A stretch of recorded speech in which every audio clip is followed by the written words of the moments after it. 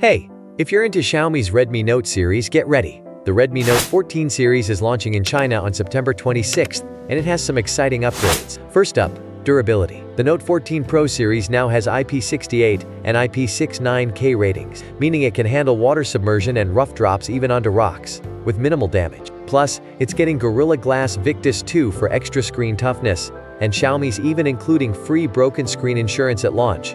Whoa, the camera's getting a boost too. Rumor has it there's a 50 megapixels main sensor with optical image stabilization, so expect better low-light shots. Design-wise, the Note 14 Pro Plus will feature a sleek, curved screen and back, with colors like Twilight Purple and Phantom Blue. Performance should also be stronger, with the Dimensity 7300 in the Pro and Snapdragon 7S Gen 3 in the Pro Plus. The only downgrade? The Pro Plus now supports 90W charging instead of 120W. So if you're in the market for an upgrade, this is one to watch. If you're excited to see more, don't forget to subscribe and stay tuned for all the latest updates.